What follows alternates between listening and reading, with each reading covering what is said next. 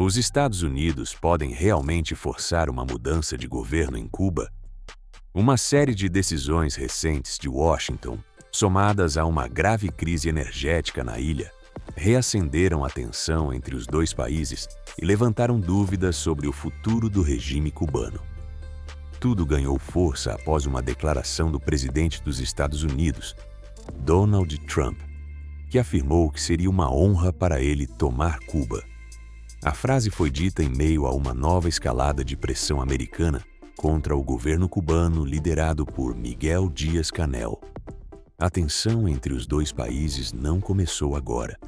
Durante seu primeiro mandato, Trump já havia endurecido a política contra Cuba, revertendo medidas de aproximação adotadas anteriormente pelo ex-presidente Barack Obama.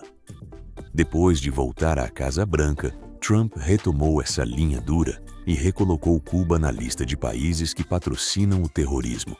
Mas a situação ficou ainda mais delicada após mudanças políticas na região.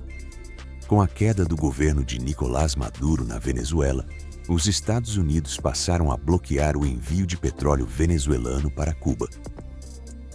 Esse movimento teve impacto direto na economia cubana. Isso porque a ilha depende fortemente de importações de combustível para manter sua rede elétrica funcionando. Especialistas apontam que Cuba precisa de cerca de 110 mil barris de petróleo por dia, mas consegue produzir apenas cerca de 40 mil. Sem o apoio venezuelano, o país começou a enfrentar uma grave crise energética. Apagões se tornaram frequentes, filas começaram a aparecer em postos de gasolina e o fornecimento de alimentos também passou a ser afetado. Diante do agravamento da situação, o governo cubano anunciou medidas emergenciais, como o racionamento de combustíveis e prioridade de abastecimento para setores estratégicos, incluindo agricultura e turismo. Mesmo assim, a crise continuou se intensificando. Em algumas cidades, protestos começaram a surgir e manifestações chegaram a atingir prédios públicos e sedes do Partido Comunista. Com o aumento da pressão interna e externa, o governo cubano acabou admitindo que iniciou negociações com os Estados Unidos.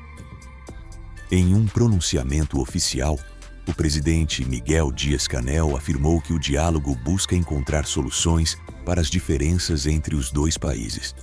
Mas, segundo reportagens publicadas pelo jornal The New York Times, o governo americano estaria pressionando por uma mudança na liderança cubana. De acordo com a publicação, os Estados Unidos querem que Díaz-Canel deixe o cargo para facilitar acordos e possíveis reformas econômicas no país. Apesar disso, autoridades indicam que Washington não estaria exigindo uma mudança completa no regime comunista, nem medidas diretas contra membros da família Castro.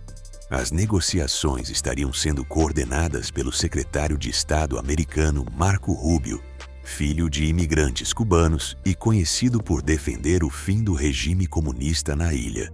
Segundo a imprensa americana, assessores do governo dos Estados Unidos mantêm contatos com autoridades cubanas para discutir possíveis termos de negociação. Há ainda relatos de que interlocutores ligados à família do ex-presidente Raul Castro estariam participando de conversas informais, incluindo Raul Guillermo Rodrigues Castro, neto de Raul Castro e parente de Fidel Castro. Apesar dessas informações, o governo cubano não confirmou oficialmente quem participa das negociações. Enquanto isso, a crise energética, os protestos internos e a pressão internacional continuam aumentando a instabilidade no país. Diante desse cenário, analistas avaliam que os próximos meses podem ser decisivos para o futuro político de Cuba. O mundo agora observa atentamente para entender se essa pressão levará a reformas e acordos diplomáticos, ou se marcará o início de um novo capítulo de tensão entre Havana e Washington.